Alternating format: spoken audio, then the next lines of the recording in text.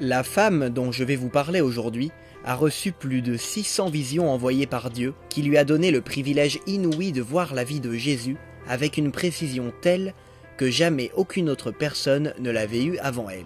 Ces 600 visions ont été mises à l'écrit et je vais vous donner 7 bonnes raisons de foncer lire cette œuvre magistrale qui pourrait sans aucun doute changer votre vie. Cela étant dit, c'est parti, on commence tout de suite. Première raison, elle revoit la vie de Jésus, mais pas que. Maria Valtorta est une mystique catholique italienne du XXe siècle qui a reçu de Dieu une grâce immense, celle de contempler la vie de Jésus par 652 visions pendant 4 ans, d'avril 1943 à avril 1947.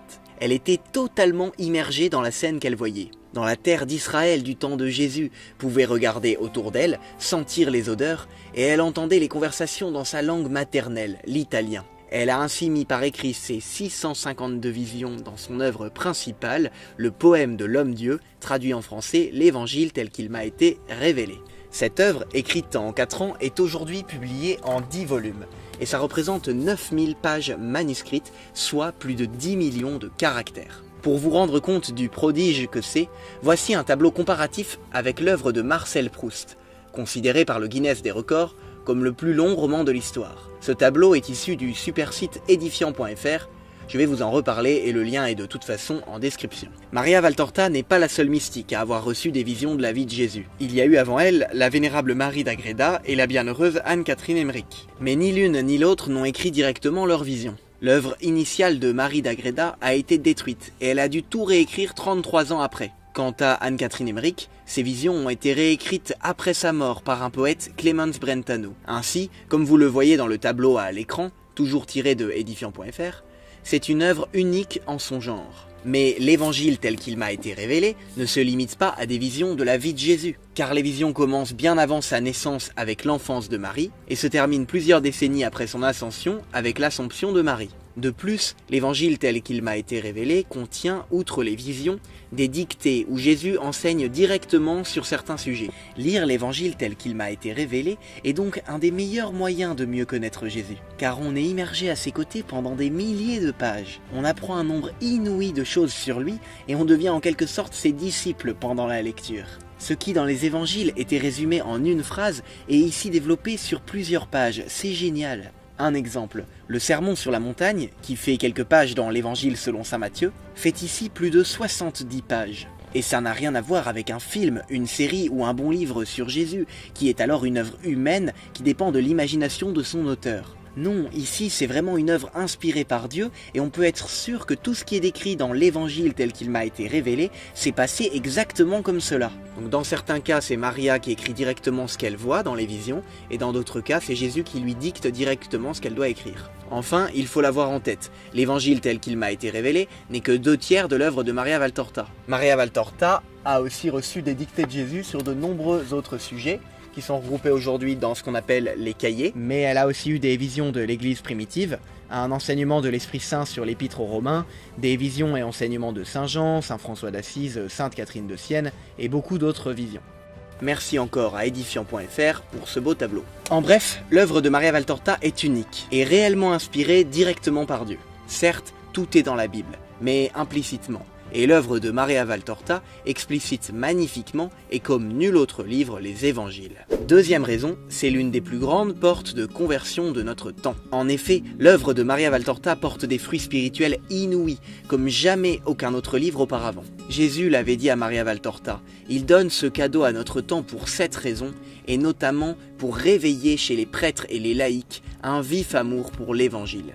Et en effet, nous constatons chez l'immense majorité des lecteurs de l'œuvre de Maria Valtorta 3 choses. Une conversion intérieure forte, une vie sacramentelle plus développée et un plus grand engagement dans l'Église. Et loin de délaisser les évangiles et la Bible, les lecteurs de Maria Valtorta, qui deviennent bien souvent enflammés de l'amour de Dieu, en volume horaire, lisent bien davantage la Bible qu'ils ne le faisaient avant. On peut trouver de très nombreux témoignages radicaux sur les bienfaits qu'a apporté la lecture de l'œuvre de Maria Valtorta sur internet. Je vais vous en mettre un en description d'un prêtre, le frère Benjamin. Vraiment, notre société pervertie qui a rejeté Dieu pourrait revenir à la foi si elle lisait cette œuvre magistrale.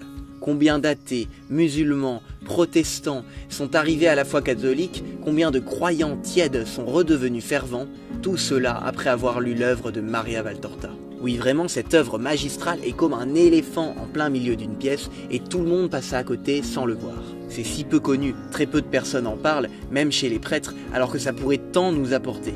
Honnêtement, ça me déprime. Qu'attendons-nous pour lire, vraiment? Troisième raison, il y a eu des confirmations factuelles par milliers. Eh bien oui, Maria Valtorta décrit ce qu'elle voit dans ses visions, et comme Jésus lui demande, elle note énormément de détails. L'évangile tel qu'il m'a été révélé comporte ainsi une foule de précisions d'ordre historique, biologique, géologique, topographique, astronomique, que Maria Valtorta ne pouvait pas connaître, car elle n'est jamais sortie d'Italie et n'avait évidemment pas internet. Les chercheurs qui étudièrent toutes les précisions que Maria Valtorta donne confirmèrent l'exactitude d'environ 20 000 détails que Maria Valtorta ne pouvait pas connaître. Ce miracle est unique, tant dans l'histoire des lettres que des religions. Cette troisième raison est tellement passionnante et une preuve incontestable de l'authenticité de ses écrits que c'est surtout ces miracles impressionnants dans l'œuvre de Maria Valtorta que portera la prochaine vidéo de mercredi. Mais pour vous mettre l'eau à la bouche et ne vous donner que 2 exemples, eh bien par exemple, l'œuvre de Maria Valtorta nomme, décrit et localise avec exactitude plus de 500 lieux géographiques d'Israël que Maria ne pouvait pas connaître, dont une centaine ont même été retrouvés après la mort de Maria Valtorta en 1961 par des fouilles archéologiques. Ainsi, par exemple, elle voit dans une vision 4 tours et un mur d'enceinte dans la ville de Yézréel. Yézréel est une ville connue depuis l'Ancien Testament, mais l'Ancien Testament, dans le 2e livre des rois, ne mentionne qu'une tour. Des fouilles archéologiques eurent lieu entre 2010 et 2012 et ont prouvé l'existence des 4 tours et du mur d'enceinte vus par Maria Valtorta en 1945, 40 ans avant leur découverte. Ou encore, on pourrait donner comme exemple le fait que Maria Valtorta décrit 873 scènes de nuit, avec souvent la position et l'emplacement de la lune dans le ciel. Et le miracle se répète. Lorsque l'on superpose d'un côté le calendrier journalier de la vie de Jésus, que l'on peut là aussi connaître grâce aux visions de Maria Valtorta, et d'un autre côté le calendrier des phases lunaires repérées au fil de l'œuvre, la lune est toujours au bon endroit, dans le bon quartier et se lève au bon moment. L'astronomie aujourd'hui nous permet de connaître évidemment la position exacte de la Lune chaque nuit il y a 2000 ans. Mais dans les années 40 et depuis sa chambre, Maria Valtorta n'aurait bien sûr pas pu savoir cela sans une révélation divine. Des exemples comme cela, il y en a vraiment des milliers et on va en voir davantage dans la vidéo de mercredi prochain. Quatrième raison, son œuvre était sur la table de chevet des saints et des papes. Cela est un fait complètement attesté, contrairement à ce qu'en disent certains de ses détracteurs mal informés. Nous avons les facsimilés de témoins proches et sérieux attestant rigoureusement que Saint Padre Pio aimait cette œuvre, Sainte Mère Teresa recommandait la lecture de l'œuvre, Saint Paul VI, alors qu'il était archevêque de Milan, l'a lu au moins en partie et avait demandé à ce qu'elle soit envoyée au grand séminaire de Milan. Le pape Pie XII a même dit le 26 février 1948 « Publier l'œuvre telle qu'elle. Il n'y a pas lieu de donner une opinion quant à son origine, qu'elle soit extraordinaire ou non. Ceux qui liront comprendront. » Le père Gabriele Maria Allegra, bibliste, dira de l'œuvre, 1 an après sa mise à l'index, qu'elle n'est pas un roman, mais un trésor inestimable de la littérature universelle. Il était complètement conquis par cette œuvre et a beaucoup écrit et réfléchi dessus. Il sera béatifié en 2012 par le pape Benoît XVI. La bienheureuse mère Maria Inés Teresa Arias Espinosa, fondatrice des missionnaires clarisses du Saint-Sacrement, écrivait dans une lettre « J'aime beaucoup lire le poème de l'homme-dieu, l'évangile tel qu'il m'a été révélé. C'est vraiment devenu l'une des plus belles sources de lecture spirituelle. » Et elle offrit cette œuvre à chacun des 35 monastères qu'elle avait fondés dans le monde. Le cardinal Ratzinger, préfet de la Congrégation pour la doctrine de la foi alors, à l'époque, et futur pape Benoît XVI, était sceptique au début, mais a changé d'avis après s'être penché plus sérieusement sur les écrits. C'est aussi un fait solidement attesté que beaucoup ignorent. Mais j'en reparlerai plus tard sur ma chaîne. Et c'est sans citer les cardinaux Augustin Béat, Édouard Gagnon, Anthony Padillara, qui se sont prononcés très favorablement sur l'œuvre, et tellement d'évêques qu'il serait trop long de tous les citer. Vraiment, on parle là de beaucoup d'évêques. Je vous renvoie vers l'excellent article de edifiant.fr en description. 5e raison, un combat spirituel de haute intensité qui révèle une œuvre d'une importance capitale. C'est la 5e raison qui fait que vous devriez vous pencher sur l'œuvre de Maria Valtorta. En effet, la diffusion de son œuvre a eu beaucoup d'obstacles, signe que Satan ne l'aime pas du tout. Oui, la persécution est une norme pour les œuvres venant de Dieu. Bien rares sont les saints qui n'ont pas été persécutés par leur propre famille religieuse, par l'Église, celle-là même pour laquelle ils ont donné leur vie. À ce titre, ils rejoignent les prophètes, et plus encore le Christ, trahi par son ami Judas, renié par son choisi Pierre, crucifié par son peuple. Parmi les saints persécutés par l'Église elle-même, nous pouvons citer Saint François d'Assise, Saint Philippe Néri, Saint Jean de la Croix, Saint Jeanne Jugan, Saint Jean Bosco, Marcel Vannes, Louisa Picaretta et tant d'autres.